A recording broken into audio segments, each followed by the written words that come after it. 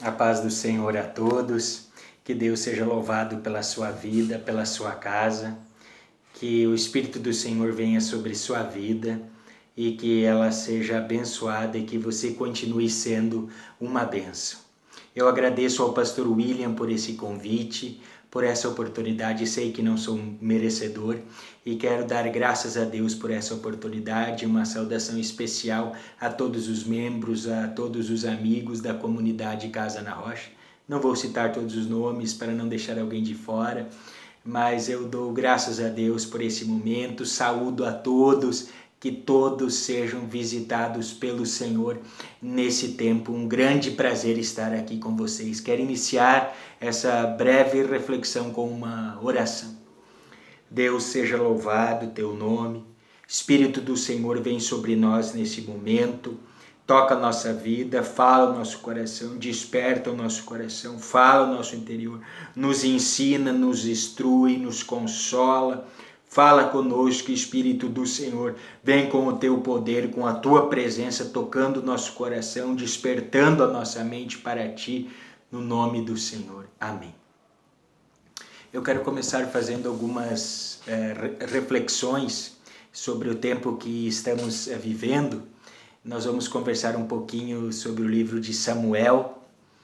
E eu queria falar alguma coisa sobre João 4, até havia conversado com o pastor William, eu tenho estudado muito João 4 e tenho aprendido muitas lições ali em João 4. Mas veio ao meu coração essa palavra de Samuel.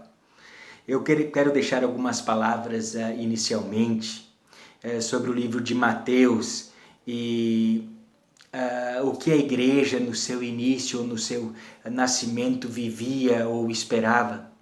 Por exemplo, em Mateus 16 e 28, Jesus fala: alguns que estão aqui não provarão a morte até que venha o Filho de Deus ou vejam vir o Filho de Deus no seu reino. Em Mateus 24 e 27, Jesus fala assim, daquela passagem do relâmpago. Assim como um relâmpago sai do Oriente e se mostra no Ocidente, assim vai ser a volta do Filho do Homem. O termo volta do Filho do Homem ou o assunto volta do Filho do Homem estava no ideário da igreja que estava nascendo. Os evangelhos foram escritos entre 30 ou 40 anos após esses eventos. Talvez o primeiro escrito do Novo Testamento tenha sido Tessalonicenses, entre 47, 48 ou 50 anos da era cristã. Entre 47 e 50 da era cristã.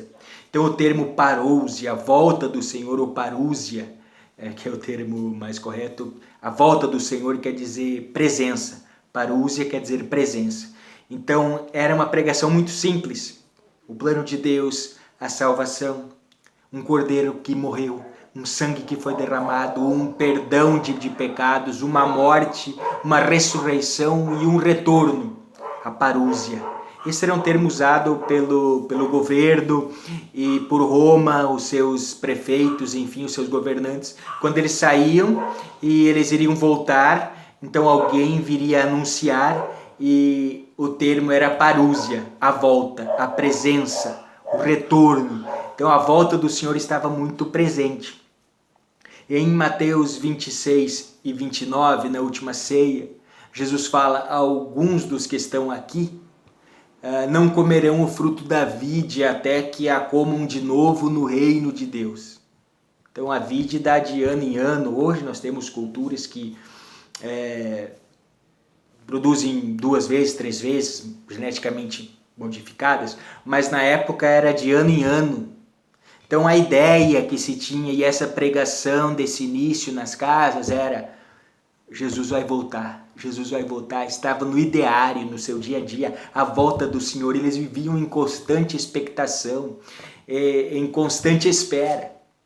Em 2 de Pedro 3, do 9, ele fala assim: não pense que o Senhor retarda a sua palavra, não pense que o Senhor retarda ou não cumpre, mas ele está dando tempo para que todos se arrependam. Em 2 de Timóteo 3, do 1 ao 7, o versículo 1 fala assim: nos últimos dias virão dias trabalhosos.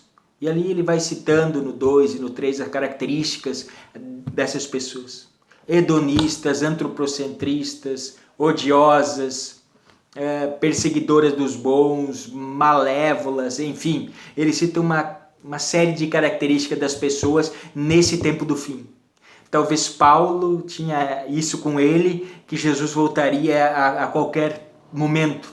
Aos Tessalonicenses, na primeira carta, ele fala sobre a vinda do Senhor. Nós que estamos vivos, subiremos com o Senhor. Nós que estamos vivos. Então havia essa presente expectação da volta do Senhor. Eles liam os sinais através do Império Romano, que era um governo mundial da época. Eles conseguiriam ler aquilo que Jesus falou e tantas palavras, outras falando da vinda do Senhor. Eles tinham essa expectação com eles. Em Apocalipse 22, 11 e 12, diz assim: aquele que é injusto, faça a injustiça. Aquele que é santo, continue a se santificar ainda mais. Então, ali uma palavra assim, forte e antecedendo aquelas palavras finais da volta do Senhor. Então, havia essa expectação. Vamos santificar, vamos buscar para esperar a vinda do Senhor. E nós temos vendo tantos sinais nesses últimos dias, e quem sabe estes dias agora que nós estamos passando, a gente está fazendo essa leitura desses sinais. Então é um tempo de preparação. Ainda vai surgir eventos, apostasia, homem do pecado, um governante religioso, mas nós estamos olhando para os sinais. Eu quero comentar alguma coisa sobre o livro de Samuel. Vamos ler Samuel 1, o versículo 1 e 2, e o versículo 19, e depois o capítulo 2 e versículo 21. Eu estou com a minha Bíblia aberta. Samuel, capítulo 1, versículo de 1 a 2, depois o 19, depois o capítulo 2 e versículo 21.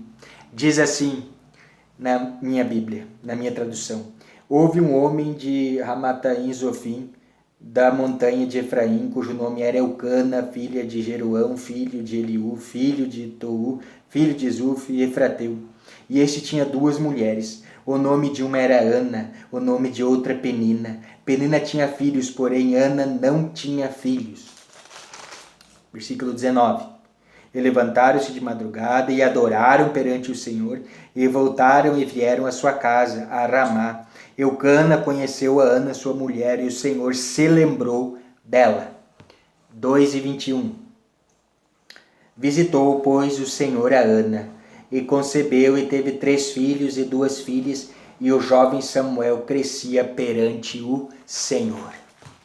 Eu quero fazer algumas considerações. Primeira coisa, eles eram religiosos. Eles iam ao templo, eles conviviam, eles oravam, eles ofertavam, de ano em ano havia um sacrifício, uma festa anual, eles estavam lá. Alguns estudiosos acreditam que Ana esperou por volta de 24 anos para sua vitória chegar.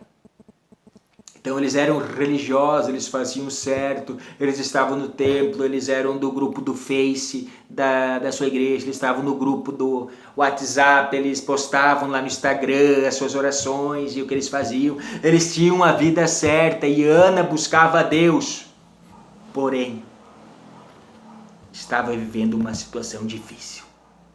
A segunda consideração que eu faço, ela estava inserida numa família, assim como nós.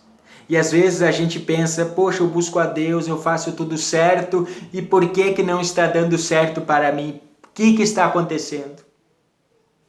E eu vou na igreja, eu faço tudo certo. Talvez Deus esteja falando ao nosso coração nessa tarde. E família, nós estamos inseridos numa família. Numa família há uma pluralidade, uma diversidade. Existem os alegres, os tristes, os que são otimistas, os pessimistas, os extrovertidos, os introvertidos, os mais quietos. Enfim, Deus nos colocou numa família e Deus te colocou numa família para você ser luz lá. A diferença, a multiplicidade, a diversidade, não desista da sua família. Penina poderia ter sido uma pedra de tropeço, um caos para a sua casa. Ela não foi. Ela foi uma bênção para o seu marido e para a sua casa. A outra consideração. Ela teve um tempo entre o que ela queria e a bênção que chegou. O tempo da prova. Penina a incomodava. Penina era uma pedra de tropeço. Era uma crente desviada, talvez. Um tempo de prova. Quem sabe a gente e você está passando um tempo difícil de prova, e na nossa vida muitos tempos de prova vêm, ou se sobrevêm, ou se sobrepõem, ou nos alcançam. O tempo da prova ele chega, assim como o tempo da bênção. Precisamos estar preparados nos tempos de prova. Outra consideração, aliança. Ana, após esperar tanto tempo, ela fez uma aliança com Deus. Ela empenhou a sua palavra. Ela resolveu tirar algo da mão dela, que ela nem tinha na época, mas se viesse algo que lhe custou tanto, ela tiraria da sua mão, do seu controle, e colocaria na mão de Deus. Não seria nem nas mãos de Eli que ficaria com a tutela. Ela tiraria aquilo que lhe viria, que lhe custou lágrimas, orações, sacrifício, e colocaria na mão de Deus. E Deus sempre multiplica o que colocamos na sua mão. A outra consideração, Deus se lembrou de Ana. Aqui é um antropopatismo. Quando nós atribuímos sentimentos a Deus para a gente melhorar a compreensão, por isso que os escritores usavam estas figuras. Quando é formas humanas é antropomorfismo. Foi escrito para melhorar o nosso entendimento. Deus não esquece. Deus não precisa disso. Mas aqui o texto diz, lembrou no que tange a cumprir palavra. Deus se lembrou de Ana e o tempo da vitória chegou. Deus se lembra de você. Se prepare, depois do tempo da luta, vem o tempo da bênção. E Deus se lembrará de tudo que você tem feito. Uma outra consideração, Deus visitou Ana. Versículo 21 do capítulo 2 fala, Deus visitou a Ana. Ele deu mais filhos. O nome Samuel, ele pode ser escrito de duas maneiras, ou lido ou interpretado. Shemuel. Shemu no hebraico quer dizer nomes. Então, Shemuel, o nome de Deus. Ou Shemael. Shema é o nome de uma oração que os judeus deveriam fazer de manhã e à noite, está no Deuteronômio. Shema Israel, et Adonai Eloheinu, ou seja, ouve Israel, o Senhor nosso Deus é único. É o único Deus. O Senhor Israel é o Senhor nosso. Shemael, o Senhor ouve. Quando Deus a visitou, ela teve certeza que Deus estava ouvindo. E eu declaro sobre sua vida, Deus está lhe ouvindo. Deus sabe sua vida, Deus te conhece, sabe muito bem quem é você. E Deus ouve. Tenha isso muito firme, muito presente na sua vida. Deus está te ouvindo, Deus não te abandonou, Ele sabe todas as coisas e há um propósito para todas as coisas. E eu aprendo ainda outras coisas com Ana.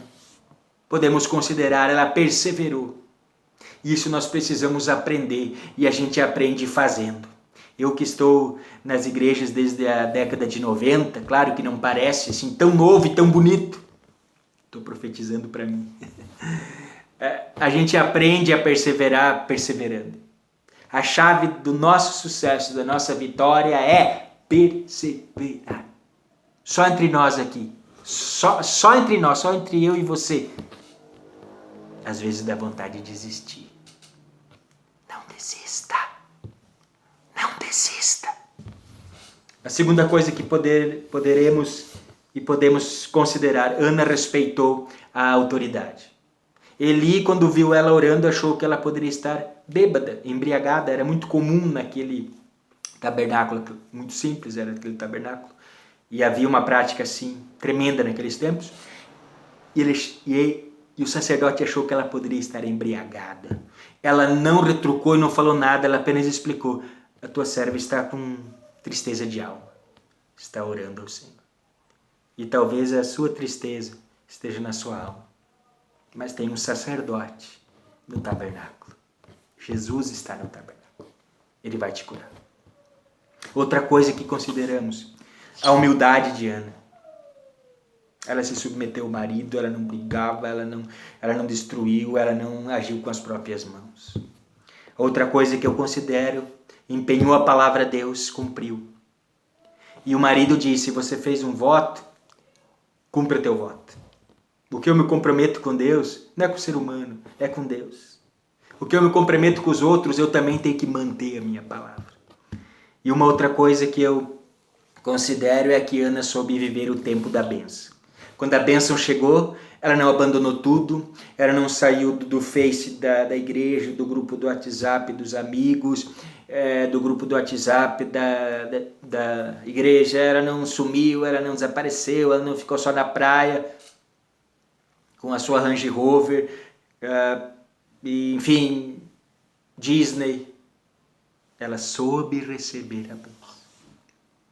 Deus está te preparando para te abençoar. Deus está me preparando, Deus está nos preparando a um grande propósito em todas as coisas. Deus está nos preparando, nos moldando para podermos receber e viver o tempo da bênção, porque a prova vem, a prova passa, pode vir outra e mais outra, mas o tempo da bênção vai chegar. Se prepare para o tempo da bênção. Eu quero recomendar um livro de George Elton Led. O nome do livro é Esperança Abençoada.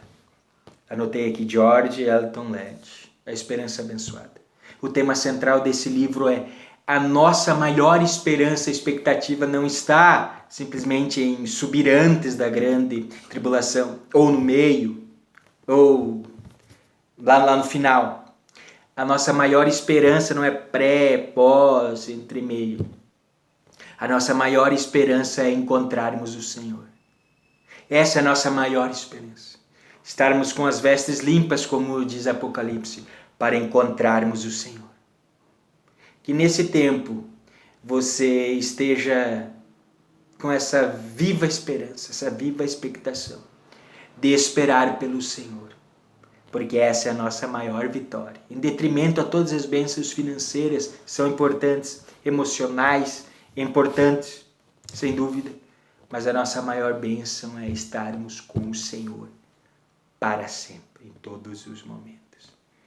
Que o Pai, o Filho e o Espírito Santo tragam paz ao seu coração, tragam quietude ao seu coração.